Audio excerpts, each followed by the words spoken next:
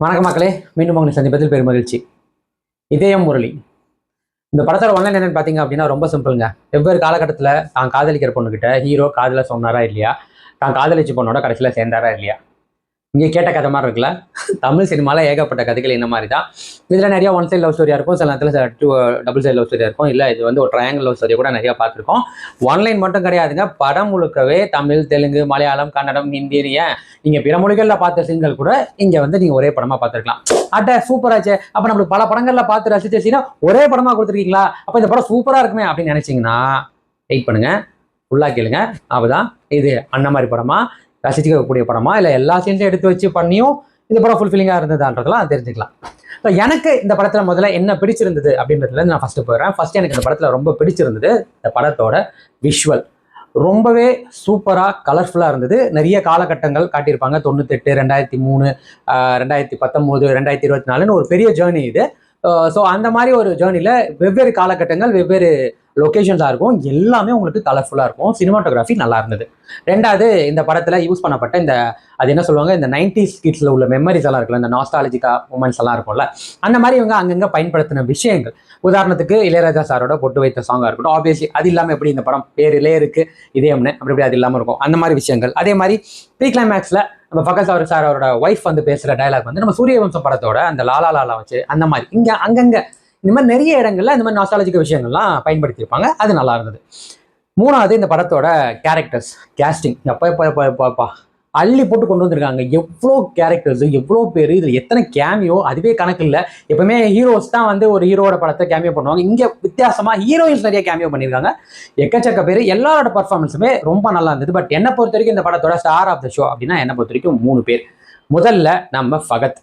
உண்மையிலே சொல்ல போனால் சாரை வந்து ஹீரோவா பார்த்தோம், வில்லனா பார்த்தோம் பழக்கப்பட்ட நம்மளுக்கு இந்த மாதிரி ஒரு கேரக்டர், ஒரு டிஃப்ரெண்டான எலிவேஷன் சொன்னா ரொம்பவே நல்லா இருந்துச்சு. ஆக்சுவலாக அற்புதமா இருந்துச்சுன்னு சொல்லணும். அதுலேயும் வந்து இந்த ப்ரீ கிளைமேக்ஸ்ல அந்த ஆவேசம் சாங்கோட ஒரு என்ட்ரி வருவார், வேற லெவல்ல இருந்தது. ஸோ ஃபர்ஸ்ட் திங் அவர் தான். ரெண்டாவது நம்ம சுதாகர். ஆக்சுவலாக சுதாகரை வந்து இந்த மாதிரி ஒரு ரோலில் பிக் ஸ்க்ரீனில் பார்க்குறப்போ அதுவே ஒரு பெரிய சந்தோஷமாக இருந்தது. ஃபர்ஸ்ட்டு அவரை காட்டுறப்பவே பயங்கரமான ஒரு என்ட்ரி, ஹீரோவை விட அவருக்கு ஒரு மாஸ் என்ட்ரினே சொல்லலாம். சூப்பராக இருந்தது. அதுக்கப்புறம் படத்தில் அவர் வர இடங்கள் எல்லாமே நம்மளை சிரிக்க வச்சுருக்காருன்னா அது சத்தியமாக அவரோட ரியாக்ஷன்ஸ், எக்ஸ்பிரஷன்ஸ் தான் செமையாக பண்ணியிருந்தாரு. ஃபகத், சுதாகர் 2 பேருமே ஸ்டார் ஆஃப் த ஷோ தான். மூணாவது ஆள் எனக்கு ரொம்ப பிடிச்சதுன்னா நட்டியோட பெர்ஃபார்மன்ஸ். ஒரு மாமாவா எங்கேயாவது இவன் கெட்டவனா மாறிடுவாரோன்ற பயம் இருந்துகிட்டே இருந்தாலும் படம் முழுக்க அவர் ட்ராவல் பண்ண விதம், அவரோட நடிப்பு ரொம்பவே பிரமாதமாக இருந்தது. இவங்க 3 பேர் தான் எனக்கு தெரிஞ்சு ஸ்டார் ஆஃப் த ஷோ அப்படின்னு சொன்னால் இவங்க 3 பேர் தான். மற்றபடி எல்லாரோட பெர்ஃபார்மன்ஸுமே ஜஸ்டிஃபைடாக இருந்தது, ரொம்ப நல்லா இருந்தது. எதுவும் பெருசாக குறை சொல்கிற அளவுக்கு எதுவுமே இல்லை, நல்லா இருந்தது. இது 3ஆவது எனக்கு பிடிச்ச விஷயம். எனக்கு இந்த 3 விஷயங்கள் ரொம்ப பிடிச்சிருந்தது. ஸோ என்ன இன்னும் பெட்டராக பண்ணியிருக்கலாம் அப்படின்றது தான். சரி, இந்த படம் வந்து நம்ம முன்னாடியே சொன்ன மாதிரி ஏகப்பட்ட படங்கள்ல இருந்து நம்மளை பார்த்த அந்த கண்டிப்பாக அந்த இம்பாக்ட் இருக்கும். உதாரணத்துக்கு 3 படத்தோட இந்த டியூஷன் சென்டர் காதல் லவ் சீன்ஸ் எல்லாம் நம்மளுக்கு ஞாபகப்படுத்தும். அதே மாதிரி இந்த ஸ்கூல் கிரஷ் இதெல்லாம் வந்து ரெக்க படத்தில் வந்துருக்கிறது. நிறைய படங்களில் தமிழ் சினிமாவில் நம்ம நிறைய பார்த்துருப்போம். இந்த டீச்சரை வந்து இந்த ஸ்டூடெண்ட்ஸ், அதுவும் சின்ன பசங்க க்ரஷ்ஷாக ஃபீல் பண்ணுறதுலாம் இதில் ஒரு படி மேலே போய் அது ஏற்றுக்கக்கூடியதா இல்லைனாலும் ஓகேவா அப்படி கன்வின்சிங்காக அவர்களுக்கு ட்ரை பண்ணியிருக்காங்கன்னு சொல்லணும். ஸோ இந்த மாதிரி நிறைய பார்த்த சீன்ஸாக இருந்தாலும் அந்தந்த படங்களில் பார்க்குறப்போ அதுக்கப்புறம் வர பேக் ஸ்டோரி அதெல்லாம் நம்மளுக்கு வேற ஒரு இம்பாக்ட் கொடுத்துருக்கும்.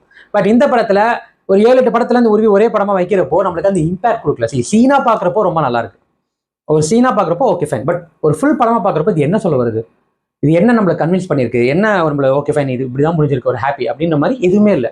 ரொம்ப சிம்பிளாக சொல்லணும்னா இதயம் படம் வந்து ஒரு நல்ல கிளைமேக்ஸோட முடிஞ்சா எப்படி இருக்கும் அப்படின்றது தான். பட் இதயம் படம் இன்னைக்கு வரைக்கும் கிளாசிக்காக இருக்கிறதுக்கான காரணம் என்னன்னா அது அந்த அந்த எண்டோட இருந்தனால தான்.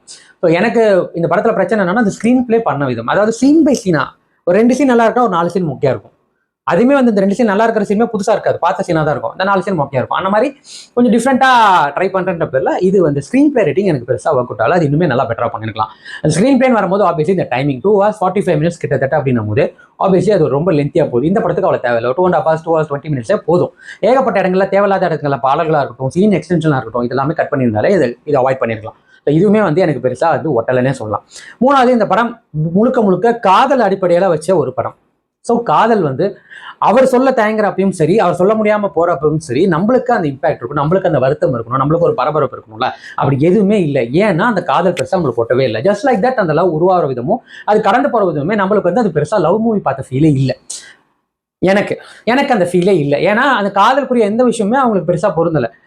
எதுவுமே வந்துட்டு ஓகே இது லவ் தான் அப்படின்றத அவங்க நம்மளுக்கு எந்த இடத்துலையுமே உணர்த்தலைன்னே சொல்லலாம். அது சீனாவாக இருக்கலாம், பெர்ஃபார்மன்ஸாக இருக்கலாம், எந்த இடத்துலையுமே.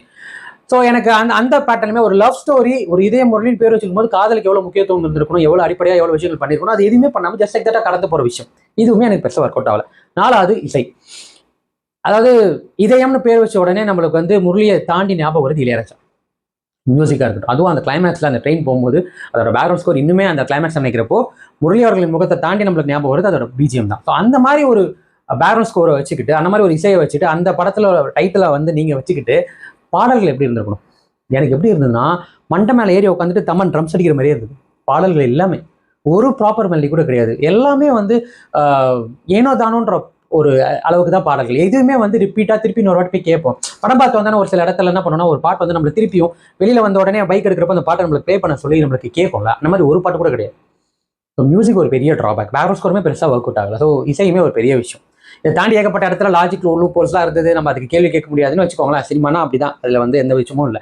பட் இதில் ஒரே ஒரு பாயிண்ட் என்னன்னா, இதில் இவர் கடந்து போகிறவங்க எல்லாருமே ஒரு கூட டச்சில் இல்லாத மாதிரியே ஒரு விஷயம் பிரிஞ்சு போய் நான் ஃபீல் பண்ணுறேன். 1970களில் இல்லை, நீங்கள் சொன்ன காலகட்டங்களில் லேண்ட்லைன் வந்து நார்மல் மொபைலே வந்துருச்சு. அது இல்லாமல் ஆர்குட்டு இதெல்லாமே மெயில் எல்லாமே இதில் கூட டச்சில் இருந்திருக்கலாம். இவங்க பேசுறது எல்லாமே எப்படின்னா, இவங்க எதுவோ மாஸ் கிரகத்தில் இருக்கிற மாதிரியும், இவங்க ஏதோ ப்ளூட்டோ கிரகத்தில் இருக்கிற மாதிரியும், உன்னை பார்க்க முடியாது, உன்னை பிரிய போகிறேன், என்னால் முடியல, உன்னை நான் மிஸ் பண்ண போகிறேன், அப்புறம் பல வருடங்கள் கழித்து உன்னை பார்த்தேன், பார்த்த உடனே நீ என்ன அப்படி மாறிட்ட, அப்புறம் அடுத்த டைலாக் இன்னும் மாறவே இல்லை, என்னடா இது வசனமாடா அது, கேட்டா உருவத்தை வச்சு சொன்னேன், நீ உன் குணத்தில் சொல்ல, இது அந்த கேரக்டர் விஷயம்லாம் எங்களுக்கு தேவை கிடையாது. அந்த மாதிரி சம்மந்தம் இல்லாத இருக்கிற இடங்கள்ல நிறைய இடங்கள்ல டைலாக் இருக்கும். அதே மாதிரி எடிட்டிங் இருக்கும். எடிட்டிங்குமே பெருசாக வந்து எனக்கு ஒர்க் அவுட் ஆகலை. ஸோ இது வந்து ஒரு நீங்கள் ஒரு ஃபுல் மீல் சாப்பிட்லான்னு போனீங்க அப்படின்னா சாம்பார் சாதத்தை போட்டு அமிச்சிட்டாங்க. அதாவது அதுலேயும் வந்து பிஸ்மில்லாபாத் தான். உங்களுக்கு வேறு எதுவுமே வெரைட்டி இருக்காது. நிறைய இடங்களில் பார்த்ததை வச்சு ஃபுல்ஃபில் பண்ணலாம்னு நினச்சிருக்காங்க. பட் ஒரு கமர்ஷியல் படமாக பார்க்குறப்போ அது மாதிரி எந்த இடத்துலையுமே நம்மளுக்கு ஃபுல்ஃபில்லிங்காக இல்லை. அதை தாண்டி ஸ்டோரி வைஸாக இருக்கட்டும், எமோஷனல் இம்பாக்டாக இருக்கட்டும், எந்த இடத்துலையுமே நம்மளுக்கு பெருசாக இம்பாக்டே ஆகலை. ஸோ சும்மா வேலை வெட்டி இல்லாமல் இருக்கும், தண்டமாக இருக்கும். வீக்கெண்டில் ஏதாவது ஒரு படத்துக்கு கலர்ஃபுல்லாக போய் பார்க்கணும் அப்படின்னு நினச்சிங்கன்னா, உங்களால் ஒரு 3-3.5 மணி நேரம் ஒரு படத்துக்கு செலவு பண்ண முடியும்னு நினச்சிங்கன்னா தாராளமாக போயிட்டு வாங்க. அதுவுமே வந்து உங்களோட சொந்த அது என்ன சொல்லுவாங்க கேரண்டியில், அது வந்து நான் சொல்ல முடியாது. பட் அதை தாண்டி ஓடிடியில் வந்தால் பார்க்கலாமா, தாராளமாக பார்க்கலாம். ஓடிடி கண்டென்ட் தான், தாராளமாக ஒரு வாட்டி பார்க்கலாம், தப்பு இல்லை. ஸோ எனக்கு இதய முரளி எந்த அளவுக்கு வந்து இதயம் ஃபுல்லாக இம்பாக்டாக என்கேஜிங்காக என்டர்டெய்னிங்காக இருந்ததுன்னு பார்த்தீங்கன்னா 100க்கு வந்து நான் ஒரு 50 கொடுப்பேன். அவ்வளோதான். அதுக்கு மேலாம் இதில் பெருசாக சொல்கிற அளவுக்கு எதுவுமே இல்லை.